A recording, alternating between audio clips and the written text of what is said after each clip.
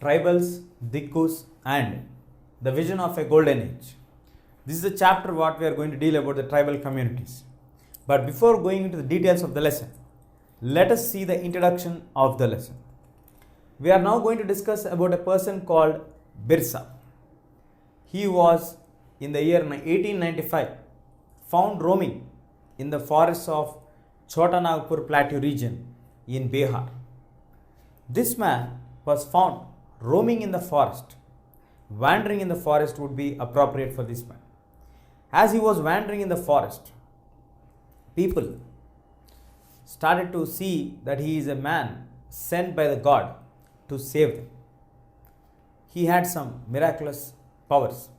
He healed all the diseases of the people. So later they started to worship this person. So how did these people start to worship this person? What are the problems that he has solved? How did he solve all the problems?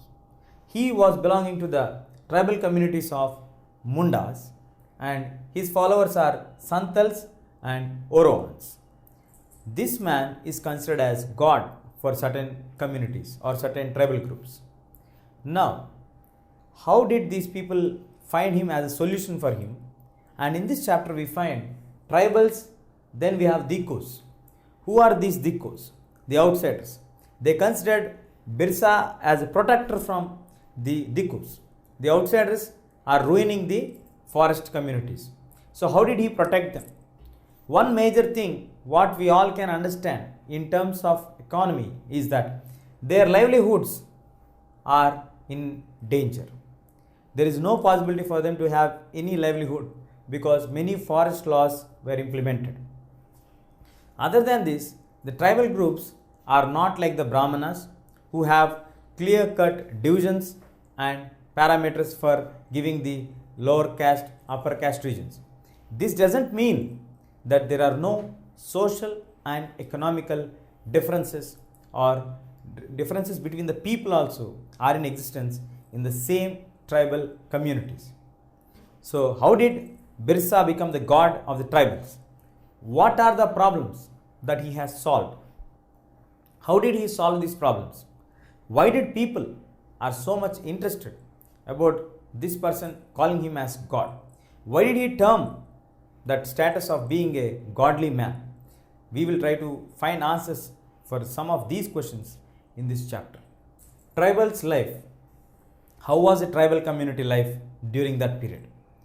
They used to cultivate Zum cultivation.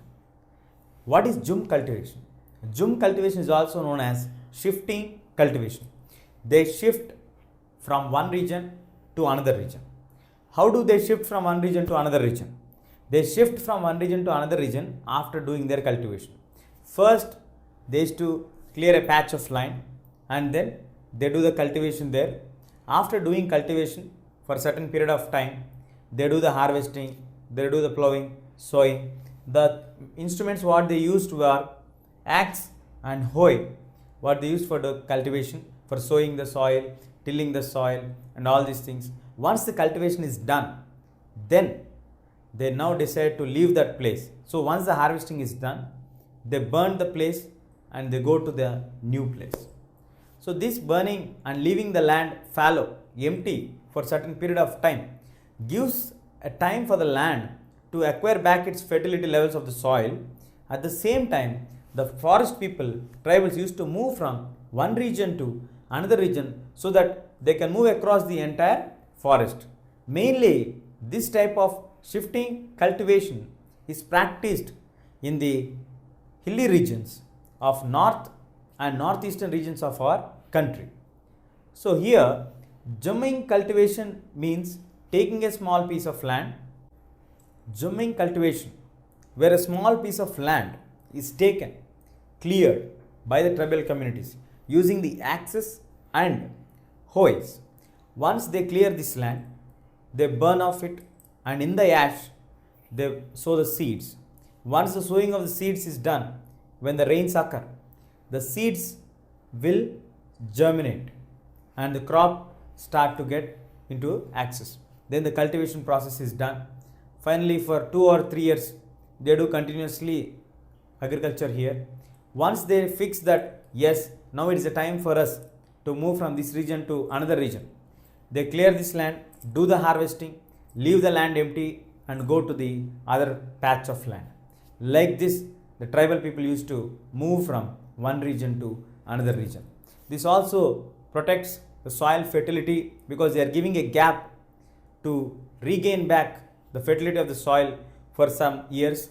At the same time, they also use the new patch of land. Like this, they start to move across the entire forest. Like this, the tribal people used to do the cultivation, and they used to practice shifting cultivation. Somewhere, hunters and gatherers. Some of the tribal communities used to do the jumping cultivation, while the other group of people used to do the hunting and gathering of the products. So let us look into the details.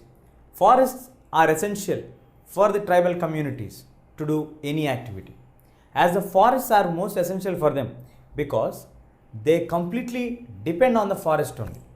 They were born in the forest, they were grown up looking at the various products of the forest.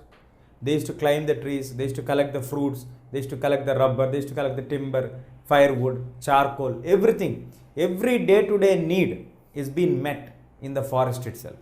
So they never found anything other than forest is very important in their lives. That is one of the major reasons why the tribal communities largely depend on the forest. So now, one of the such community was Konds. This Konds tribal group largely depend on the forest, and most of the people used to do hunting.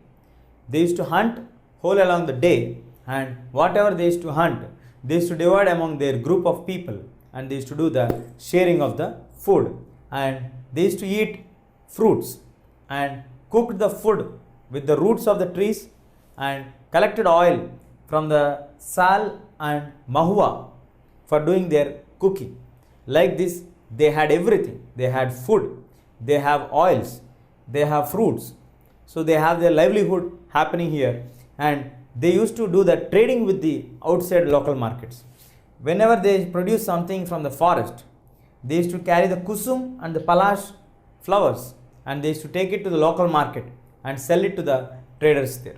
With this, they used to make huge profit, and using this money, currency what they are having, that they used to exchange either for the good of grains or they used to buy the grains.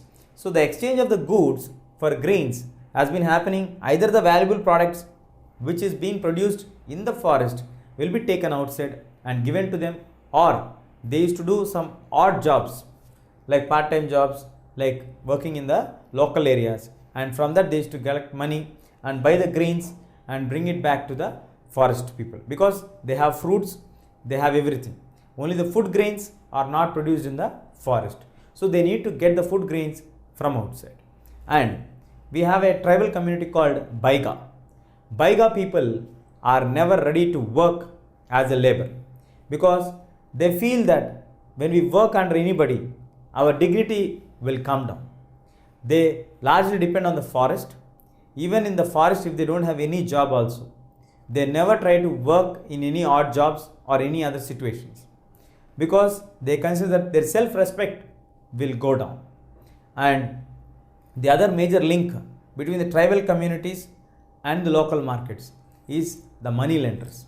Whenever these tribal communities require money, these people used to take loans from the money lenders for a very high rate of interest, and when they sell their product outside for the traders, they get some income which they used to give back to the money lender. So their problems are taking loan and paying back the loan. So they used to consider their problematic people who are creating problems for the tribal community lives are money lenders and traders. So for them, the outsiders are money lenders and traders. So some of the tribal community people used to do hunting. They used to hunt for the whole along the day, and then they used to bring it and share whatever they have brought, while the others are doing gathering. They used to gather the valuable products what are available in the forest at that point of time. For example, we have kusum, palash. These two are the flowers which are used for coloring the clothes. Whenever the traders need they're close to be colored, they used to approach to these tribal communities to get them kusum and palash. They also used to sell sal and mahua, from which the oil can be extracted. So all these valuable products of the forest are being taken out of the forest by these tribal community people, and they used to sell it in the local markets. As the time passed on, they started to expand their activity by working certain odd jobs, exchanging their valuable products for grains. Sometimes when they don't have money, they used to take money from the money lenders for very high rate of interest, and they used to do the trading. Once they get the money back, they used to return that money back to the money lenders. We have another tribal group also named as Baiga tribal community. These people never liked or wished to work under anybody because they felt the self-dignity of the Baiga tribal community people will be under trouble if they work under anyone. Like this, the tribal community's life was going on.